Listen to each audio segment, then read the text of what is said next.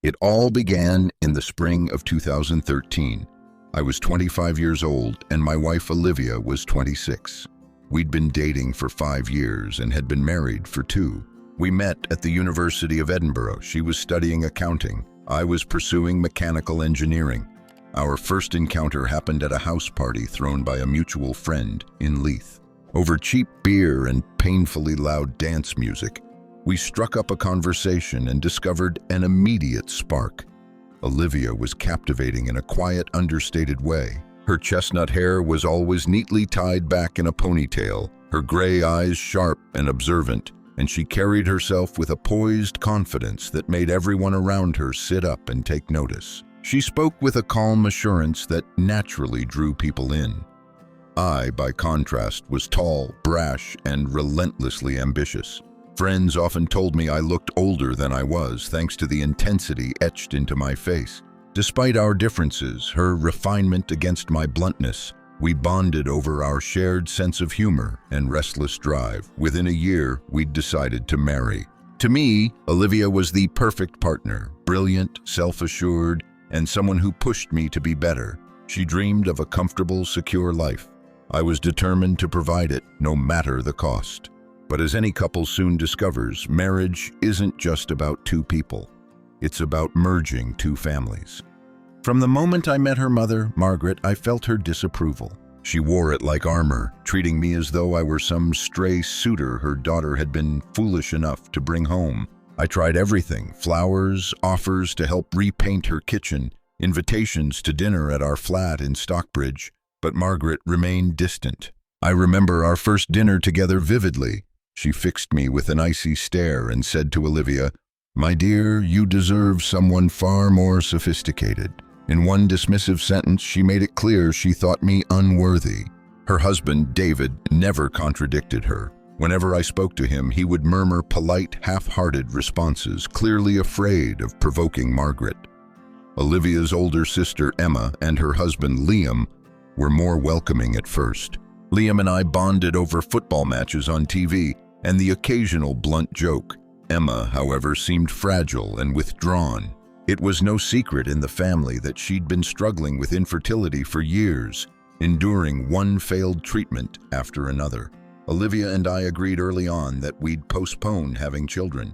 We wanted to travel, pay off our mortgage near Stockbridge, and establish our careers. "There's plenty of time," Olivia would say, flipping her hair with that familiar air of confidence. I'd nod, secretly relieved. I was hungry to prove myself at my engineering firm and didn't want parenthood to slow me down. A year into our marriage, everything shifted. Margaret slipped on the back steps of her home in Morningside and was hospitalized at the Royal Infirmary of Edinburgh for 2 days. The doctors prescribed strict bed rest. The moment Olivia heard, she panicked. No one influenced her more than her mother, who had always instilled in her the belief that a woman's greatest achievement is producing grandchildren. Olivia insisted on staying by her mother's bedside around the clock. I visited with flowers and sandwiches, only to be met with Margaret's usual scorn. "Don't you have better things to do than stand here?" she'd snap, or "Surely your firm keeps you busy." It was as though my very presence irked her. Once Margaret was home, she redoubled her subtle guilt trips. Then came her and David's 30th wedding anniversary, a grand affair at a country club near Bathgate. Everyone dressed in tuxedos and gowns. A 5-course dinner was served in a grand ballroom under crystal chandeliers. I sensed tension from the moment I arrived. Margaret, never one to miss a stage, seized the microphone after the speeches. In a voice quivering with dramatic gravity, she lamented her fragile health and her fear she might never hold a grandchild. Emma broke down in tears, revealing she'd been to countless fertility clinics with no success. Liam stood by her side, jaw clenched but silent. Margaret threw me a pointed glance and declared, "If Olivia also delays, I may be gone before I ever see a grandbaby." Her gaze drilled into me as though I alone were to blame. On the drive home, Olivia sat in silence, tears streaming down her cheeks. "What if she never holds her grandchild?" she choked out. I reached over and squeezed her hand. "We have time." I said softly, though inside I was furious. I'd grown to cherish my independence. I resented anyone, especially Olivia, trying to push me into fatherhood before I was ready. In the months that followed, every family gathering became a reminder. One afternoon, Margaret let herself into our 2-bedroom terraced flat unannounced, while Olivia napped upstairs. She roamed the living room like an inspector, pursing her lips at the faded sofa and framed art. I looked up from my phone and said, "Maybe you could call first next time." She glared and said under her breath, "Does she even notice this place is a mess?" I wanted to retort, but Olivia never liked it when her mother and I fought, so I held my tongue. Margaret left in a huff. The subject of children hung over us like a dark cloud. We tiptoed around it, though Olivia would sometimes mutter about her mother's next hospital checkup or Emma's new experimental treatment. Then came the call that changed everything. One Saturday afternoon, I'd just returned from a workout at the university gym when Olivia phoned me, her voice shaking. "It's Emma. She tried to hurt herself. You need to come now." My heart pounded as I grabbed my car keys and sped to the Royal Infirmary. I found Olivia by a vending machine, tears in her eyes. Margaret stood beside her, arms folded in that familiar accusatory stance. I sprinted to Emma's room. She lay pale and unconscious, monitors beeping. A nurse murmured they'd pumped her stomach after finding a bottle of pills on her bedside table. She was stable, but in critical care. Margaret's lips were pressed into a thin, angry line. In a low hiss, she muttered, "If only you and Olivia would give us a grandchild, Emma wouldn't feel so alone." I felt rage like a fire in my chest. "That's not how mental health works," I snapped.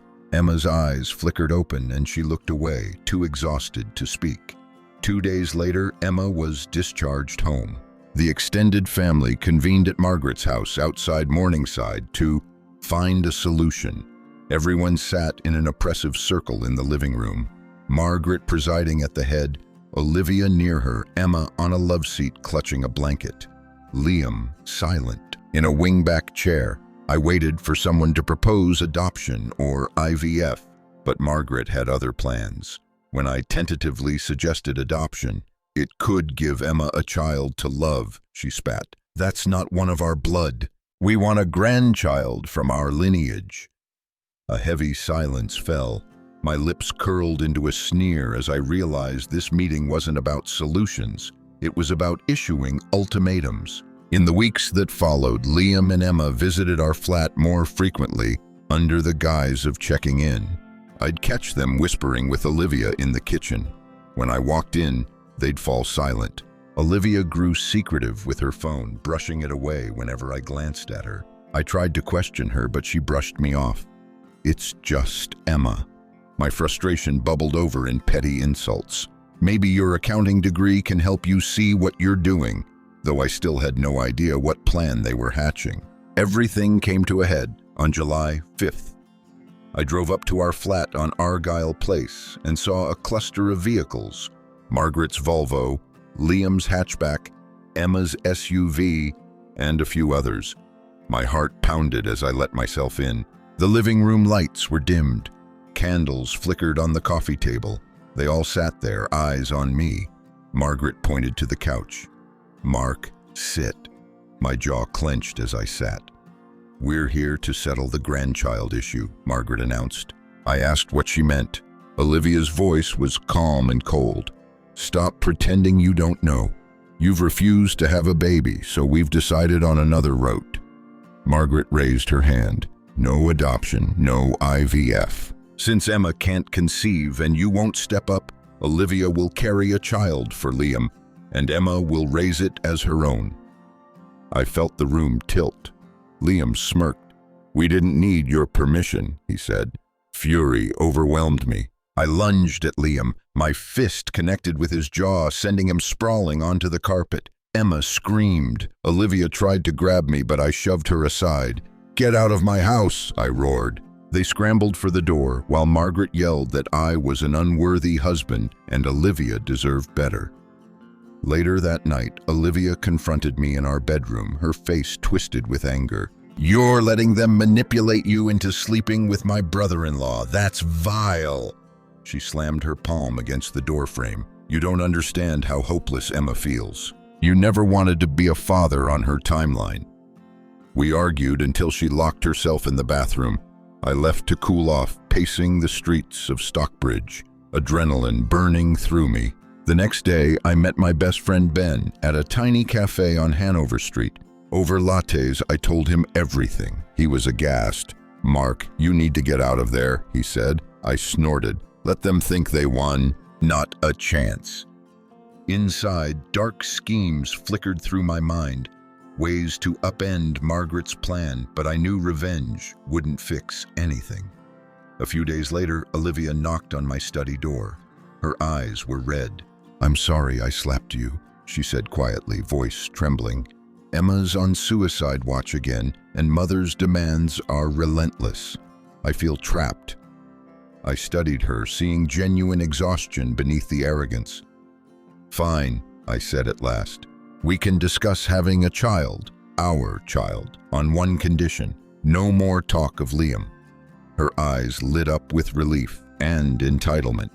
That night, for the first time in weeks, we lay together and forged a fragile truce. Over the next 6 months, I indulged Olivia's every whim.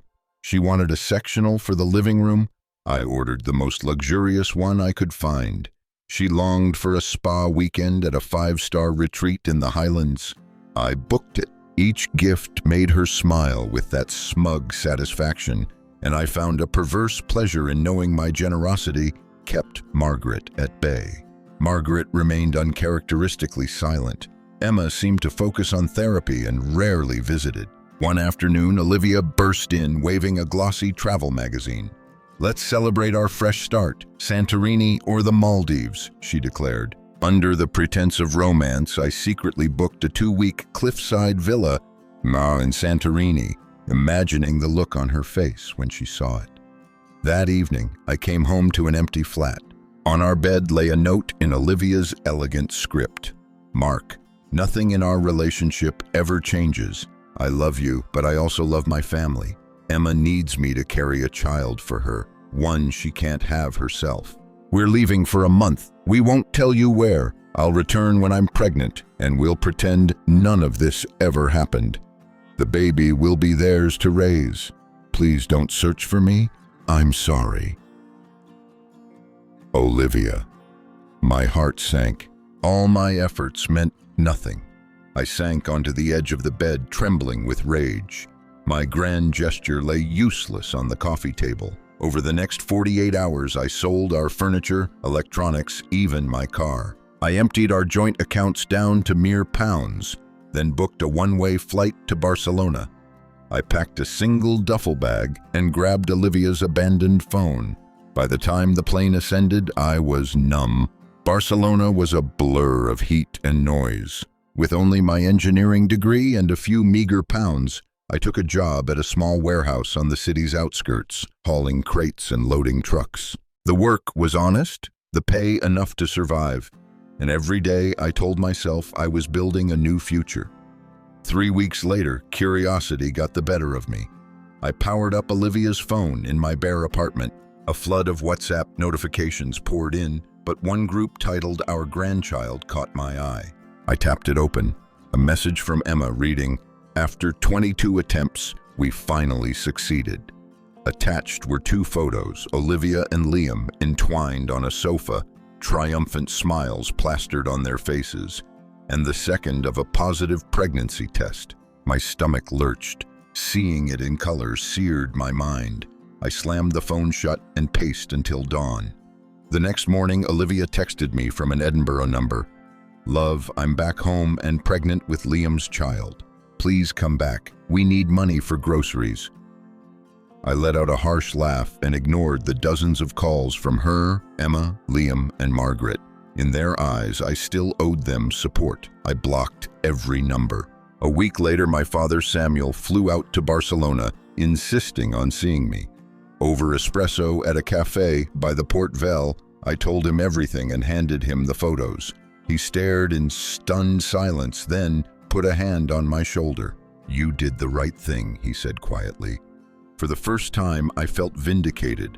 In the following months, I leveraged my mechanical engineering degree to land a better job in Berlin. My father stayed long enough to help me settle into a modest loft in Kreuzberg. Germany became my refuge and the place I rebuilt myself. Late in 2014, I contacted a solicitor in Edinburgh and filed for divorce. My lawyer, an old university friend, listened to my story, shook his head, and said we had a strong case. Olivia had abandoned our marriage to carry another man's child, then had the gall to demand I fund it. We submitted her handwritten note and the WhatsApp screenshots as evidence.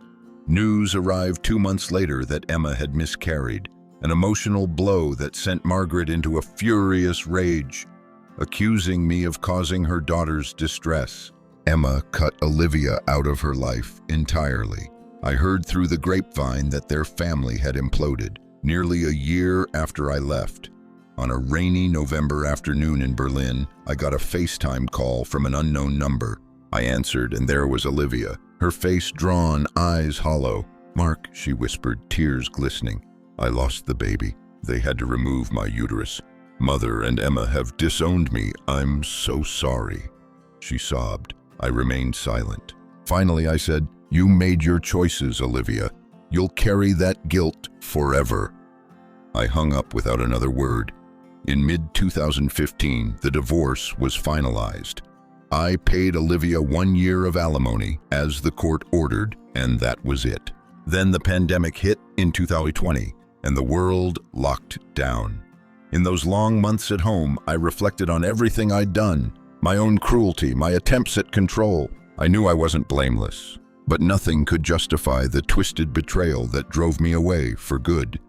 And so I remain in Berlin, focused on my career and determined never to let anyone manipulate me again.